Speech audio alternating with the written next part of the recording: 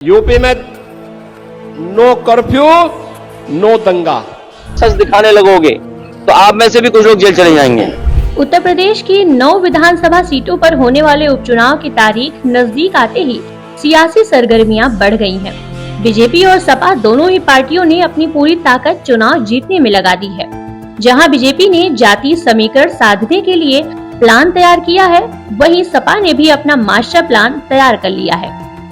UP की 9 विधानसभा सीटों पर होने वाले उपचुनाव को देखते हुए बीजेपी को मात देने के लिए समाजवादी पार्टी ने अपना मास्टर स्ट्रोक जड़ दिया है।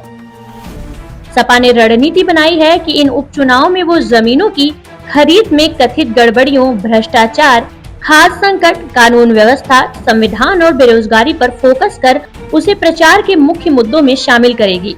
पार्टी अध्यक्ष अखिलेश यादव ने मंगलवार को गाजियाबाद में समर्थकों की बैठक के जरिए पूरे प्रदेश के पार्टी कार्यकर्ताओं और आम मतदाताओं को सियासी संदेश देने का प्रयास किया। अखिलेश ने उपचुनाव के लिए अपने प्रचार अभियान का आगाज गाजियाबाद से किया है। वो जल्द ही अन्य सीटों पर भी प्रचार के लिए जाएंगे। पार्टी उपचुनाव को अगले विधानसभा चुनाव का सेमीफाइनल मान रही है। देखिए, गाजियाबाद शुरुआत है और मैं तो चाहता हूं कि दिल्ली से बेहतर गाजियाबाद बने। इसका प्रयास हम लोगों ने किया अपनी सरकार में।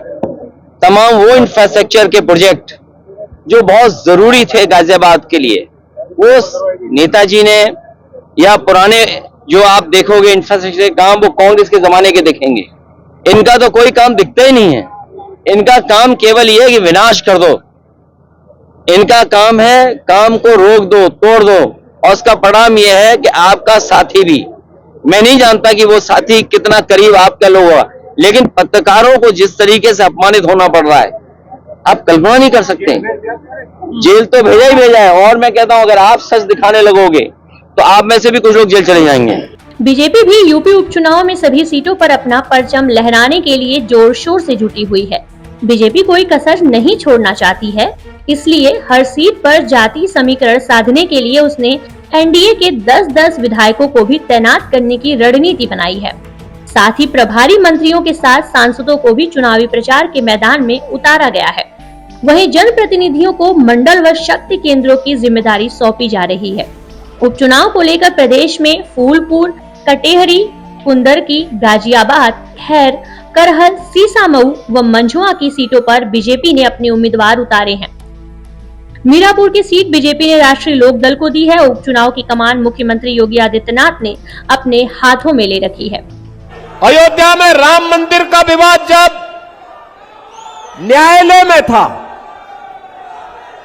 तब ये पत्थरबाज कहते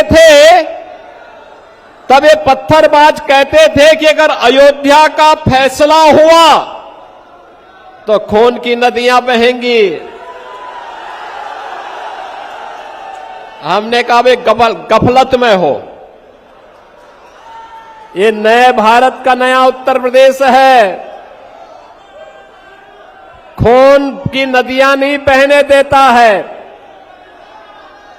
जो निर्दोष नागरिकों को, निर्दोष हिंदुओं को छेड़ता है, उसको छोड़ता नहीं है।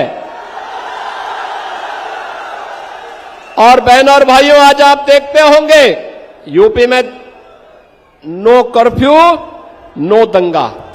बीजेपी 2 माह पहले ही 3 प्रभारी मंत्रियों की तैनाती सभी सीटों पर कर दी थी। इनमें 13 कैबिनेट व 17 राज्य मंत्री शामिल हैं।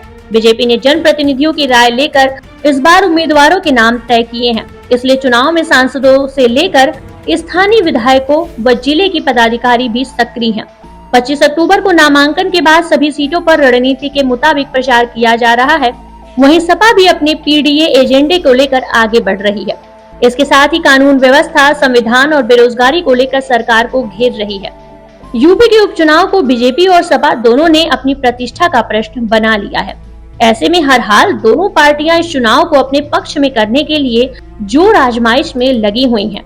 इस उपचुनाव को 2027 में होने वाले विधानसभा चुनाव के सेमीफाइनल के तौर पर देखा जा रहा है।